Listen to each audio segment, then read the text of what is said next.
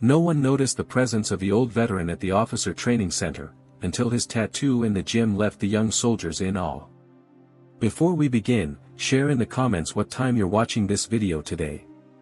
In the sweltering summer heat of Georgia, another day was beginning at the Fort Benning Officer Training Center. The sky was indigo blue, and the sun had turned the asphalt into a scorching pan since early morning. Young soldiers in camouflage uniforms were pouring into the gym in a disciplined rhythm. The motors of the treadmills were humming, and the metallic clang of weights echoed off the concrete walls. Young bodies were straining in sweat, each one preparing for exams, mission simulations, and an uncertain future.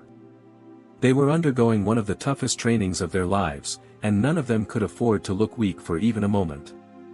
Right in the middle of this intensity, a man quietly walked in. At first, no one even noticed the door opening. He wore a plain, loose shirt and faded jeans. He walked slowly but deliberately. His gray hair was short enough not to touch his shoulders, yet it didn't hide the traces of time. His shoulders were straight, his gait purposeful, as if every step had been calculated in advance.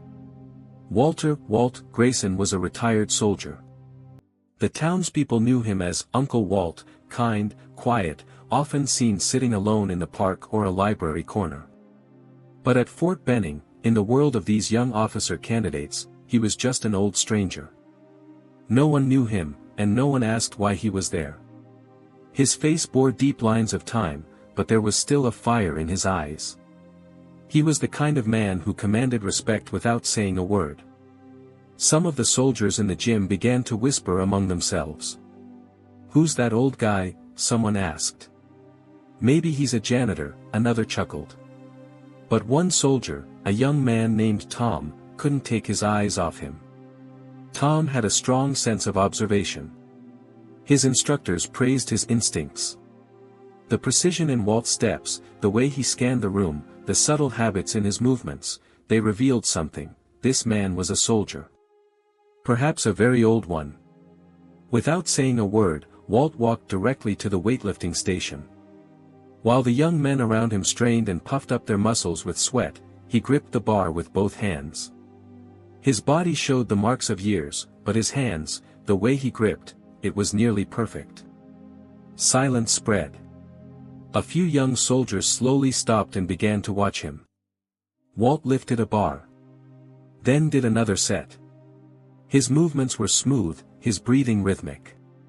He wasn't rushing, but he wasn't struggling either. It was as if not his body, but his mind, was lifting that weight.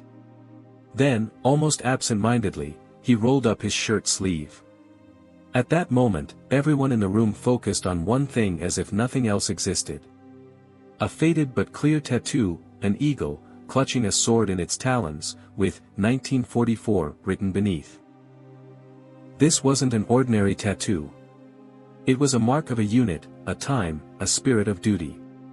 Tom flinched. 1944. That date belonged to the dark year captured in history books, from the Normandy landings to the fall of Berlin. Tom swallowed hard. "What is that?" he asked. Walt looked up, his eyes showing a tired yet friendly spark. He smiled. But said nothing. He simply bowed his head, placed the weight bar back, and turned to leave the gym. At that moment, a strange silence took hold in the room. The whispers stopped. All eyes followed the man they had mocked only moments ago, with respect now. No one knew quite what to think. Walt's story was unknown, but one thing was clear: he had witnessed a time. In a world the sweating young men in that room had not yet entered, he had already walked. From that day on, Tom never underestimated an old man again. After that incident, a feeling of curiosity consumed Tom. Walt's tattoo wasn't just a symbol, it was the silent echo of a lived story, perhaps a war long left unspoken. The old man who walked silently through the chaos of the gym was no longer a stranger to Tom, but a mystery waiting to be unraveled. As Tom watched Walt walk away, his eyes caught the marks around the tattoo. It was as if even the skin of his arms still bore the weight of war. Around the tattoo, there was another faint but distinguishable mark, a ribbon wrapped around a star. It was the trace of a medal, but not an ordinary one. Either a medal of valor or a star of merit. As questions multiplied in Tom's mind, so did the depth of his respect. That same night, Tom sneaked into the archive room of the training center, which was about to close from exhaustion. His hands were trembling as he sat at the computer. He typed Walter Grayson and World War II into the search bar. After minutes of waiting, a few archived documents appeared on the screen. Most were redacted, names were censored. But one report caught Tom's attention. A report from 1944. It told the story of a small unit that infiltrated behind enemy lines during an operation in northern France. One part of the report read, the lieutenant leading the unit, instead of retreating in the midst of battle, advanced and drew enemy fire upon himself, allowing 150 soldiers to escape encirclement. The soldier bearing the eagle symbol on his back became a legend in the eyes of his comrades that day. The eagle symbol, exactly like the one in Walt's tattoo. It couldn't be a coincidence. Tom's throat tightened. Walt was the hero mentioned. But why the silence? Why had he chosen to be overlooked for so long? The next morning, Tom went to the gym early. He carried a weight inside, but also great respect. Walt was there, as usual, quiet and reserved. Walking on the treadmill, slowly but steadily. Tom watched him for a few seconds. Then gathered his courage and approached him. "Walt," he said softly. The old man turned to look at him. "That tattoo. Were you in the war? Did you save those 150 soldiers?" Walt stopped the treadmill. The gym went quiet, a few soldiers leaned in to listen. Walt's expression didn't change. But in his eyes, the past glimmered. "Yes," he said simply. His voice was like a whisper, but it carried the fatigue of years. "But those days are far behind." Tom took a deep breath. You were that commander. The hero with the eagle tattoo." A faint smile formed on Walt's face. He neither confirmed nor denied. He slowly bowed his head and continued walking. But something had changed in the gym at that moment. The young soldiers' gazes were different now. The old man they had once mocked and ignored was no longer a shadow. He was a legend. And perhaps, they still had much to learn from him. Tom went to the gym early that morning. His eyes instinctively searched for Walt. He knew he would be there. As always, Walt was walking on the old treadmill in the corner. It was as if what he was doing wasn't a walk, but a kind of silent vigil. Every step was measured, every breath controlled. Tom realized he wasn't just exercising. It was as if he was moving through the shadows of the past, hearing the footsteps of the units he once commanded. That day, the question in Tom's mind had become more than curiosity. He was standing at the edge of a mystery. He approached the training officer and asked, "What do you know about Walt?" The officer paused for a moment, then shrugged. "Walter Grayson. Yeah, that's his name. He's been coming around for years. Quiet, keeps to himself. But sometimes he carries himself in a way that makes everyone around straighten up without even realizing it. Like he's still a commander, ready to give orders." When Tom described the tattoo and the metal mark on his arm, the expression on the officer's face changed. "A medal? Are you sure?" he asked, surprised. Tom nodded. The officer looked off into the distance, as if remembering something. "There was a training crisis once. Radios went dead, and a team got lost in the forest. The command tower was in panic. But somehow, everything worked out. No one ever really knew how. But Walt was there that day."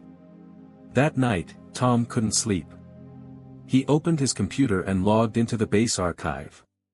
He typed in a few terms into the search bar, Walter Grayson, World War II, 1944, Rescue Operation. Pages of results appeared. Old newspaper clippings, archived military reports, and black and white photos. One report caught his attention. In 1944, an infantry unit on the European front had broken through an enemy encirclement under heavy fire and saved 150 soldiers. The operation had no name, but the commander's name was clearly listed, Lieutenant Walter Grayson. Tom's eyes widened. The report was detailed.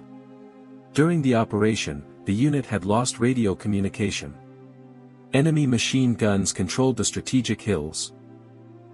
Grayson had seen the danger and moved from cover to cover alone, approaching enemy positions and clearing a path with grenades. Then, he had led his men to safety, breaking through a bloody siege. He had received a special medal bearing an eagle emblem for his bravery. That was the symbol on the tattoo. Tom sat frozen in front of the screen. His hands clasped on the keyboard. His emotions were mixed: admiration, curiosity, even a bit of shame. This man, walking among them, was a legend. And no one knew. And he wasn't telling anyone. The next morning, Tom was at the gym again. It wasn't hard to find Walt. As always, he was there with the first light of morning. A sweaty towel on his shoulder, his feet moving rhythmically on the treadmill. Tom took a deep breath and walked over to him. "Walt," he said quietly, "that tattoo. Were you in World War II? Did you save those 150 soldiers?" Walt stopped running. After his feet slowly came to a halt, he stepped off the machine. His eyes met Tom's. There was neither anger nor pride in his gaze. Only the fatigue of years and the weight of untold stories. "Yes," he said, his voice low and fragile like the wind. "But those days are behind me." Tom swallowed. "Were you, that commander?" he whispered. Walt didn't answer. He simply lowered his head. Then he started walking again. But something had changed in the silence. That morning, a few young soldiers in the gym looked at Walt with a little more attention. One nodded at him. Another stepped aside to make space. Tom was no longer carrying Walt's story only within himself. He spread it to every corner of Fort Benning. At first, a few young soldiers listened to Tom with curiosity. Then others joined. Learning that the quiet man in the gym was a hero from years ago completely changed how they looked at him. The balance in Walt's walk, the clarity in his eyes, the eagle figure in his tattoo now carried new meaning. One day, the heavy door of the base gym creaked open, and an old man entered, leaning on his cane. There was a faded patch on his uniform, and on his cap it read, "Normandy Veteran." His name was Henry Caldwell. After scanning the room, he walked toward Walt. "Walter Grayson," he said in a trembling voice. "That commander saved me in 1944. Walt was surprised at first, then smiled. The two old men stood silently, eye to eye, for a long time. Henry recalled a moment from 80 years ago. We were surrounded. The fog had set in. We couldn't move without silencing that enemy machine gun. Commander Grayson stepped forward. Alone. With an eagle tattoo on his arm. And he led us out of that fog." The room went silent. The young soldiers leaned in to hear. That tattoo was no longer just a design, it was a living page of history. A week later, a traditional training ceremony was held at Fort Benning. This time, there was a surprise guest, Walter Grayson. He may not have been in uniform, but his bearing left no doubt that he was once a commander. When he took the stage, the young soldiers saluted. Walt gave a slight nod, then rolled up his sleeve and showed the eagle tattoo. The crowd erupted in applause. Some watched in awe, others through tears. Now everyone knew, that tattoo was a symbol of war, sacrifice, and leadership. Walt's story began to spread throughout the base. More soldiers came to the gym each day, some to train, others just to catch another glimpse of the eagle tattoo. His presence had become a bridge between the past and the present. One morning, Tom approached him. He held a small note. On the paper was a simple sentence, "The base is proud of you." Walt took the note and carefully tucked it into his pocket. Then he glanced at Tom and gave a gentle smile. "Maybe the eagle still flies here, he said in a soft voice. From that moment, the young soldiers gave him a new nickname, the Eagle Veteran. Not long after, a local museum asked Walt to donate something from the war era. Walt remained silent at first, then nodded. He opened an old box. Inside were his medal and a hand-drawn war map he had brought from Germany years ago. "These aren't mine," he said. "They belong here. They belong to this country's children." On the day of the ceremony, there was an emotional atmosphere at the museum. For the first time in years, Walt presented his medal in an official ceremony. His map was placed at the center of the exhibit in a glass case. At the end of the ceremony, an old man emerged from the crowd. With a cane in his hand and tears in his eyes. He approached and hugged Walt. "You saved my unit," he whispered. "That morning, we thought we were going to die. But you came. Silently. From the shadows. Just like an eagle." Walt said nothing. But this time, his eyes were wet too. That day at Fort Benning, young people quietly asked each other a question. Have you ever known someone like Walt? A hero who became a legend in silence. And the answer lay hidden behind their tears. Walt was not just a soldier. He was the quiet echo of an era.